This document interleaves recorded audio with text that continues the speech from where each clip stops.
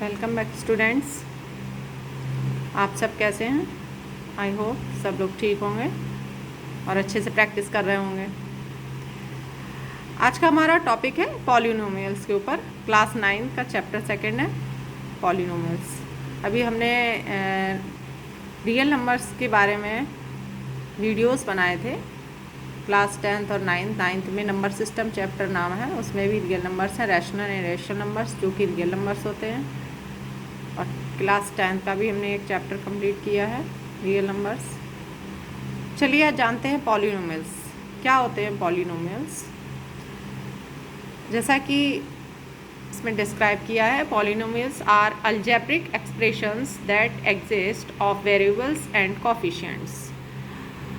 Polynomials एक ऐसे algebraic expression होते हैं जिनमें वेरिएबल और कोफिशिएंट होते हैं। एक एग्जाम्पल से मैंने इसमें समझाया है।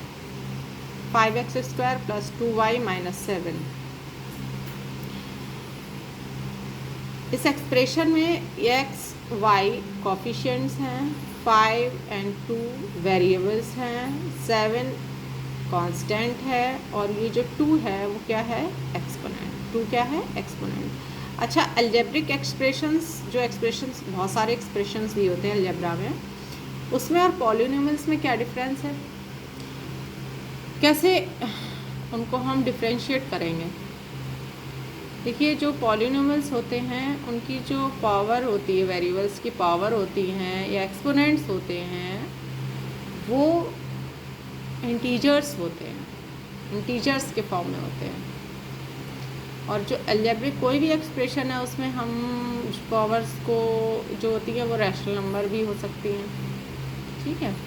बट पॉलिनोमियल्स में ऐसा नहीं है। अगर कोई भी क्वेश्चन आपको, कोई भी एक्सप्रेशन ऐसा दिया है जिसमें ये जो पावर है, ये जैसे 2/3 है, 1/2 है, तो ये पॉलिनोमियल नहीं कहलाएगी, ठीक है। ये नॉर्मल अलजेब्रिक एक्सप्रेशन ही कहलाएगा बस। और इस पॉलिनोमियल्स में हम प्लस माइनस मल्टीप्लाई कर सकते हैं, मतलब ये ऑपरेशंस इसमें पॉसिबल हैं, और बट डिवाइड नहीं कर सकते, ठीक है। और पॉजिटिव इंटीजर एक्सपोनेंट्स ये लिखा है, we can perform arithmetic operations plus minus multiplication and also positive integer exponents, ठीक है ना। जो इंटीजर हैं पॉजिटिव, वो भी पॉजिटिव हो, मतलब 0 से लेके 1 2 3 4 पावर्स में हो, नेगेटिव वो भी नहीं, क्योंकि नेगेटिव से फिर वो एक्स नीचे चला जाएगा, पॉलिनोमियल नहीं कहलाएगा फिर। पर इसमें डिवीज़न नहीं होता है। स्टैंडर्ड फॉर्म इसकी क्या है, इसको ऐसे लिख सकते हैं, px = an(x की पावर n + an - 1 ax की पावर n - 1, फिर ये a की पावर 0 और सो ऑन, ऐसे चलता है सीरीज़। हाँ, मतलब कितने भी पावर की एक्सप्रेशन पॉलिनोमियल जो है वो बना सकते हैं। नॉर्मल इसका ऐसे नोटेशन होती है पॉलिनोमियल्स की, मतलब ई से इसे नोट किया, अगर कोई एक्सप्रेशन है तो px के फॉर्म में हम लिख सकते हैं। ओके, कुछ एग्जांपल ले लिए हमने। जैसे कि फर्स्ट एग्जांपल है 7x² - 5x² + 6x - 9। अब इसमें देखिए x आ रहा है, यानी एक ही वेरिएबल आ रहा है, दूसरा नहीं आ रहा है, तो ये पॉलिनोमियल 1 वेरिएबल की हो गई। ऐसे ही दूसरा एग्जांपल है, इसमें x और y 2 वेरिएबल आ रहे हैं, तो 2 वेरिएबल की हो गई। अब एक हमने नेक्स्ट लिया है 4x² + 7x³ + 9 is an expression but not a polynomial because it contains a term containing x की power 3/2 and 3/2 is not a integer. 3/2 क्या है? एक इंटीजर नहीं है, तो ये पॉलिनोमियल नहीं होगा। ऑब्जेक्टिव टाइप क्वेश्चंस में आपके ऐसे इससे रिलेटेड क्वेश्चंस आते हैं, आपको एक्सप्रेशंस दिए होंगे और पूछेंगे वेदर इट इज़ पॉलिनोमियल और नॉट, तो आपको ये बताना पड़ेगा ये पॉलिनोमियल है या नहीं है। और अगर है तो इसमें वेरिएबल कितने हैं? 2 वेरिएबल है, 1 है, या ये मैं अभी आपको आगे पूरा डिस्क्राइब करके पढ़ाऊँगी। पहले तो आप ये देखिए कि हम कोई भी एक्सप्रेशन को कैसे पहचानते हैं कि वो पॉलिनोमियल है या फिर नहीं है। Okay, Before proceeding further, I will define some terms to understand the whole concept.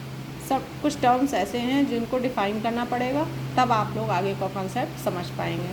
कुछ डेफिनेशंस हैं, कुछ टर्म्स हैं, जैसे कि कांस्टेंट एंड वेरिएबल्स, जो मैं अभी नाम ले रही हूँ बार बार. कुछ बच्चों को नहीं समझ में आ रहा होगा कि ये कांस्टेंट क्या होते हैं, वेरिएबल्स क्या होते हैं. जिन्होंने अर्लियर क्लासेस में अच्छे से पढ़ाई की है उनको तो समझ में आ रहा होगा, फिर भी जो भूल गए हैं या फिर स्लिप हो गया है माइंड से, उनके लिए एक बार रिकॉल कर लेते हैं. कांस्टेंट क्या होते हैं, जैसे कि अभी मैंने एक इक्वेशन लिखी थी, एक्सप्रेशन लिखा था 5x² + 2y - 7. इसमें एक्सप्रेशन में the symbol which has fixed value, जैसे ये 7 है, इसकी क्या है, फिक्स वैल्यू है कि ये 7 ही रहेगा, तो ये फिक्स वैल्यू हो गई. तो ये क्या हो जाएगा, कांस्टेंट. मतलब ये हमेशा कांस्टेंट रहेगा, इसकी वैल्यू ऊपर नीचे आगे पीछे कुछ नहीं होगी, है ना. तो इस टाइप की न्यूमेरिक वैल्यू जिसकी होती है ना, फिक्स न्यूमेरिक वैल्यू, वो क्या कहलाता है, कांस्टेंट. ये कांस्टेंट है. वेरिएबल्स चेंज होते रहते हैं नाम से. The symbol which assumes different values in different situations is called variable. जैसे यहाँ x² है, y है, x और y क्या हो गए, वेरिएबल. मतलब हम अगर x को 1 रखेंगे तो वैल्यू कुछ और आएगी, y को 1 रखेंगे वैल्यू कुछ आएगी, x को 2 y को 2 रखेंगे वैल्यू कुछ आएगी. मतलब जैसे जैसे x y की वैल्यू हम चेंज करते जाएंगे, हमारा आंसर भी, रिज़ल्ट भी चेंज होता रहेगा. तो ऐसे सिम्बल्स को हम वेरिएबल बोलते हैं.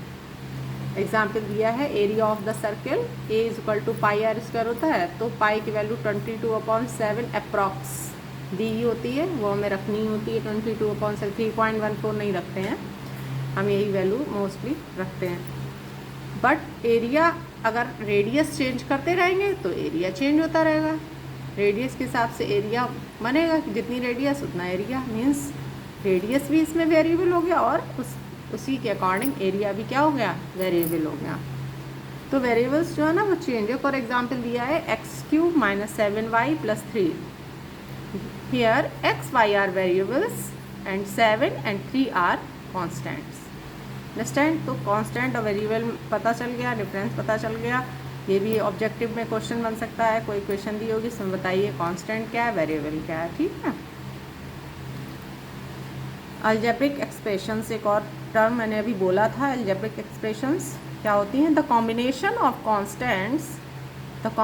Of constants and variables. ये तो पॉलिनोमियल में भी सेम था.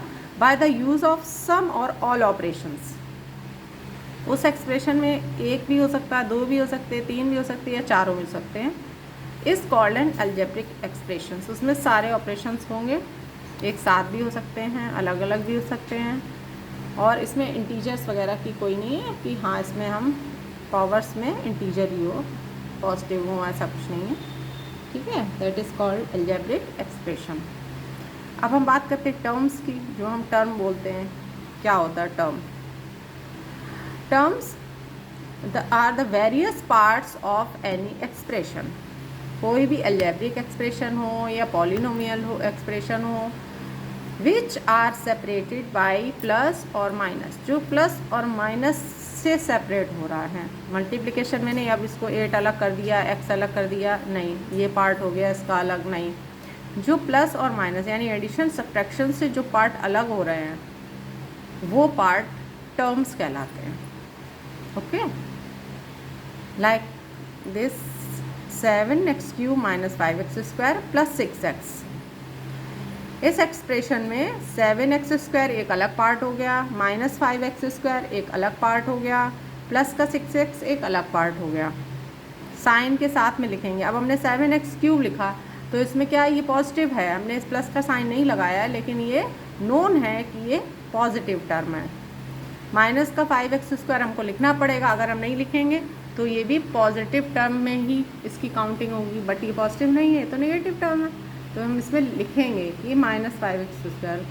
फिर ये प्लस का ये 6x है, तो हमने इसको एज इट इज़ लिख लिया 6x. Are the terms. तो टोटल कितने टर्म हो गए, 1 2 3. तो नंबर ऑफ टर्म्स कितने हो गए इस एक्सप्रेशन में, 3. ऐसे कोई भी एक्सप्रेशन देंगे इसमें हम पूछ लेंगे नंबर ऑफ टर्म्स कितने हैं, तो हम बता देंगे कि इतने number of terms. Okay, next topic, next है पॉइंट कोफिशिएंट्स। कोफिशिएंट्स क्या होते हैं? Coefficient is an integer that is written along with a variable or it is multiplied by the variable।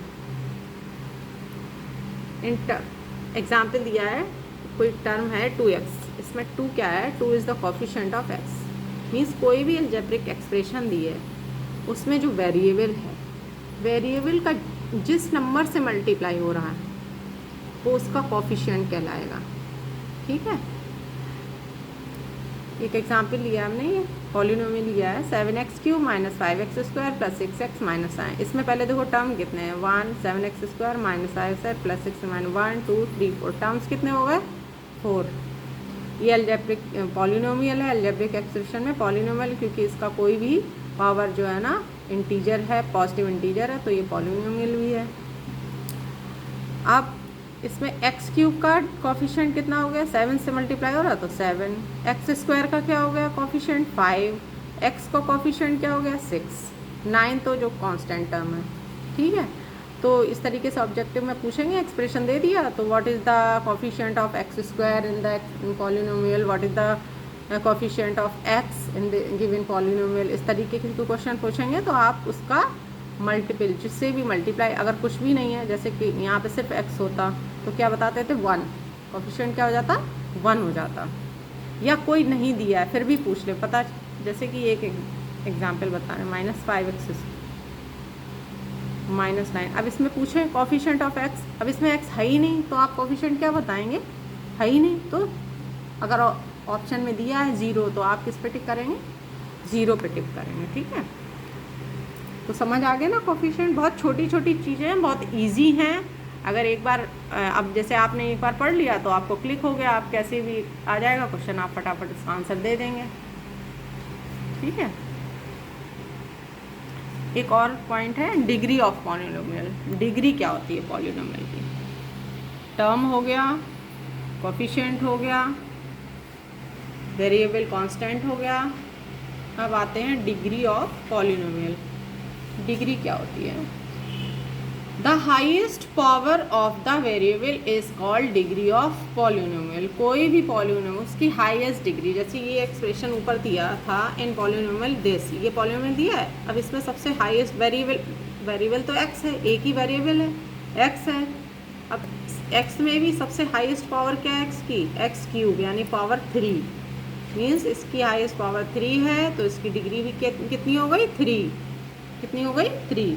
3x + 5 है, इसमें x की कोई पावर नहीं है, 1 है, तो इसमें x की पावर 1 है, मीन्स एक ही वेरिएबल है, तो इसकी डिग्री कितनी हो गई? 1। इस एक्सप्रेशन में x की हाईएस्ट पावर 3 है तो डिग्री हो गई 3। ये तो जब है जब वेरिएबल 1 हो, एक वेरिएबल है। अगर 2 वेरिएबल दिए हों x और y, कोई भी 2 वेरिएबल दिए हों, तब क्या करेंगे? तब उसकी डिग्री कितनी बताएंगे? उसके लिए क्या करेंगे? When polynomial is in 2 variables, then the sum of the powers of variables is taken up and highest sum of powers is called degree of the polynomial।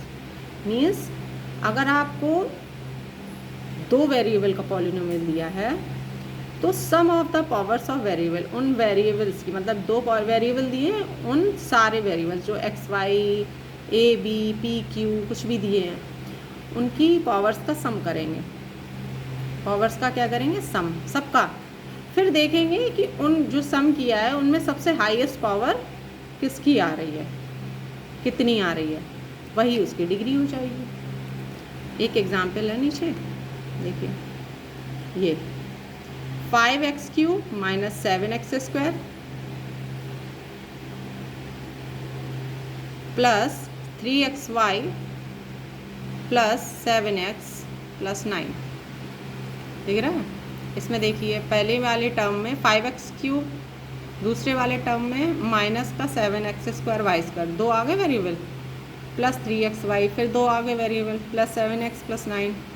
अब देखिए यहाँ 2 वेरिएबल, यहाँ 2 वेरिएबल, इन दोनों वेरिएबल की पावर ऐड कर दी 2 2 4, इन दोनों की 1 और 1 2, हाईएस्ट पावर कौन सी हुई 4, मल्टीप्लिकेशन इनका मल्टीप्लाई करके पावर को ऐड करके सम करके हाईएस्ट पावर कितनी आई 4, तो ये पॉलिनोमियल की कितनी डिग्री हो गई 4 डिग्री का पॉलिनोमियल हो गया। ये कितनी डिग्री का पॉलिनोमियल हो गया 4 डिग्री का पॉलिनोमियल। समझ गए? अब डिग्री कैसे निकालेंगे, अगर 2 वेरिएबल हैं तो डिग्री कैसे निकालेंगे, 1 वेरिएबल में डिग्री कैसे निकालेंगे, ये क्वेश्चन जरूर एग्जाम्स में पूछे जाते हैं ऑब्जेक्टिव टाइप में। अंडरस्टैंड? तो अब पॉलिनोमियल के बारे में हम समझ गए, पॉलिनोमियल क्या होते हैं। अगर आपको एक पॉलिनोमियल दे दिया जाए, एक एग्जाम्पल सिर्फ, तो उसमें से हम कितनी चीज़ें निकाल सकते हैं। सबसे पहले एक एक्सप्रेशन दिया, ये पॉलिनोमियल है या नहीं है। दूसरा, इसमें वेरिएबल कितने हैं, कांस्टेंट क्या है, इसका कोफिशिएंट क्या है, इसकी डिग्री कितनी है ना, टर्म्स कितने हैं। एक पॉलिनोमियल से हमको इतने क्वेश्चंस मतलब बन सकते हैं और बनेंगे ऑब्जेक्टिव टाइप, है ना। तो ये चैप्टर जो है ना, ये चैप्टर में स्टार्टिंग का जो पोर्शन है वो ऑब्जेक्टिव के लिए इम्पॉर्टेंट है, और जो लास्ट तक जब हम जाएंगे ना तो वो लॉन्ग क्वेश्चंस के लिए इम्पॉर्टेंट रहेगा। पॉलिनोमियल्स का जब हम उनका फैक्टराइजेशन करेंगे, फैक्टर थ्योरम पढ़ेंगे, फैक्टराइजेशन है, ये सब करेंगे तो वो लॉन्ग में आ जाएगा, उस ज़्यादा मार्क्स क्वेश्चन में। और ये जो स्टार्टिंग के जो छोटे छोटे जो मैं टॉपिक्स पढ़ा रही हूँ ना, ये छोटी छोटी डेफिनेशंस हैं और इनको निकालना है, ये ऑब्जेक्टिव में आपको हेल्प करेंगे। नेक्स्ट है क्लासिफिकेशन ऑफ पॉलिनोमियल्स। क्लासीफाई कैसे करते हैं, 2 तरीके से हम पॉलिनोमियल्स को क्लासीफाई करते हैं। एक तो नंबर ऑफ टर्म्स, जैसे ये नंबर ऑफ टर्म्स हैं, ये कितने टर्म हैं, टर्म्स के हिसाब से हम क्लासीफाई करते हैं। दूसरा, हम डिग्री के हिसाब से कि कितनी डिग्री का पॉलिनोमियल है। ठीक है, तो पहले हम पढ़ते हैं based on number of terms, classification of polynomials based on number of terms. Monomial, binomial, trinomial, quadrinomial, pentanomial. Means जैसे कि नाम से ही पता चल रहा है, मोनोमियल मीन्स जिस पॉलिनोमियल में सिर्फ एक ही नॉन जीरो टर्म है, polynomial which has only 1 non zero term, 1 term का है, सिर्फ 7 है। भाई 7 को हम लिख सकते हैं ना, 0x² + 0x + 7 बना सकते हैं ना पॉलिनोमियल, लेकिन ये तो सब 0 है। ये भी एक मतलब ये 7 भी पॉलिनोमियल कहलाएगा। आप लोग कहें कि नहीं 7 तो पॉलिनोमियल नहीं है, ये तो एक नंबर है। नहीं, पॉलिनोमियल है, पर इसके सारे टर्म्स क्या हैं, 0 है। It is a non zero term. ठीक है, 1/2xy है, इसमें कांस्टेंट नहीं है। 9x एक्सेट्रा, मतलब एक ही टर्म जिसमें हो वो मोनोमियल कहलाता है। Binomial which has 2 non zero terms, 0 ना हो, 2 non zero terms, x - 2y, 7 + 4x, 3x² + 2xy etcetera. जब 2 टर्म दिए होंगे तो वो बाइनोमियल कहलाएगा, 3 टर्म दिए होंगे तो ट्राइनोमियल कहलाएगा, 4 टर्म्स दिए होंगे तो क्वाड्रोनोमियल, पेंटानोमियल एक्सेट्रा। ऐसे ही ये तो बहुत इजी है, आप नंबर ऑफ टर्म काउंट कर लेंगे कि इतने नंबर ऑफ टर्म्स हैं, बता देंगे। मोनोमियल, बाइनोमियल, ट्राइनोमियल, ये भी सिर्फ ऑब्जेक्टिव में ही आते हैं, एक नंबर के क्वेश्चंस। इसके बाद एक होता है जीरो पॉलिनोमियल। डिफरेंस बहुत पूछा जाता है, जीरो पॉलिनोमियल और एक जीरोज़ ऑफ पॉलिनोमियल, वो आपको आगे पढ़ाएंगे। बच्चे इसमें कंफ्यूज हो जाते हैं, जीरो पॉलिनोमियल और जीरोज़ ऑफ पॉलिनोमियल को एक ही समझ लेते हैं, दोनों अलग अलग हैं। पहले जीरो ऑफ पॉलिनोमियल समझ लेते हैं। Zero polynomial is that where all the variables and coefficients are zero, the degree of polynomial is not defined. इसकी कोई डिग्री भी डिफाइन नहीं करते हैं क्योंकि वो जीरो ही है। जैसे ऊपर 7 मैंने बताया था, ये नॉन जीरो टर्म है। क्या है ये 7? Non zero term. लेकिन जो सिर्फ ज़ीरो ही है वो क्या हो जाता है, ज़ीरो पॉलिनोमियल। इसकी वैल्यू 0 आ रही, वो क्या कहलाएगा, ज़ीरो पॉलिनोमियल। इसमें मतलब x भी 0 है लेकिन कांस्टेंट भी 0 है ना। देखिए इसको हम ऐसे लिख सकते हैं, 0x² + 0x + 0, तो क्या हो जाएगा, ज़ीरो पॉलिनोमियल। अंडरस्टैंड।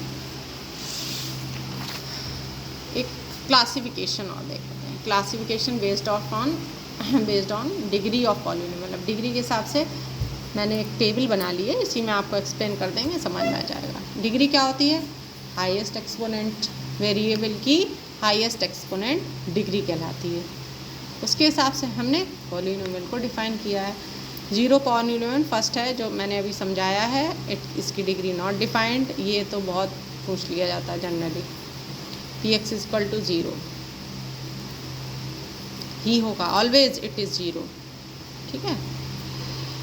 सेकंड है कांस्टेंट पॉलिनोमियल। क्या है? Constant polynomial. कांस्टेंट पॉलिनोमियल जिसकी डिग्री कितनी होगी? ज़ीरो। डिग्री ज़ीरो क्यों होगी? डिग्री ज़ीरो इसलिए होगी क्योंकि इसमें कोई वेरिएबल नहीं होगा। क्या नहीं होगा? वेरिएबल। और जब इसमें कोई वेरिएबल नहीं होगा तो इसकी कोई डिग्री नहीं होगी, तो हम इसकी डिग्री क्या मान लेंगे? ज़ीरो मानेंगे। जैसे कि पी एक्स इक्वल टू 6 है, नॉन ज़ीरो पॉलिनोमियल तो है, बट इसकी डिग्री कितनी होगी? ज़ीरो, क्योंकि इसमें कोई वेरिएबल ही नहीं है। नेक्स्ट है लीनियर पॉलिनोमियल। इसकी डिग्री 1 होती है, दो टर्म होते हैं 3x + 1, जिसमें एक वेरिएबल एक ही होता है, मतलब उसकी डिग्री 1 होती है, सिर्फ x होगा, x² x3 x³ इस तरीके से नहीं होगा, तो वो लीनियर पॉलिनोमियल कहलाता है। अब इसमें x² जिसमें हो, x² हो या सिर्फ y² हो, वन वेरिएबल, और उसकी एक्सपोनेंट 2 हो, x की जगह कुछ भी हो सकता है, a हो सकता है, b हो सकता है, कुछ भी हो सकता है। तो ऐसे पॉलिनोमियल को हम बोलते हैं क्वाड्रेटिक पॉलिनोमियल। क्या बोलेंगे? Quadratic polynomial. जिसमें x की पावर 3 हो, जिसकी डिग्री 3 हो, वो होती है क्यूबिक पॉलिनोमियल। जिसकी डिग्री 4 होती है वो होता है बाई क्वाड्रेटिक, या फिर हम इसे क्वार्टिक पॉलिनोमियल भी बोलते हैं। ओके स्टूडेंट्स, देखिए मैंने आपको अभी छोटी छोटी क्वेश्चंस बनाने के लिए कॉन्सेप्ट्स क्लियर करवाए हैं कि आपको इनसे ऑब्जेक्टिव टाइप एक नंबर के क्वेश्चंस मिल जाएंगे। ये कॉन्सेप्ट आपका क्लियर हो जाना चाहिए अच्छे से, और बहुत ज़्यादा लॉन्ग वीडियो बनाएं और एक ही बार में पूरा चैप्टर कंप्लीट करने का मतलब है कि मैंने अभी जो बताया है वो आप भूल जाएंगे, नेक्स्ट टॉपिक को पढ़ेंगे, पिछला भूल जाएंगे और आपके माइंड से स्लिप हो जाएगा।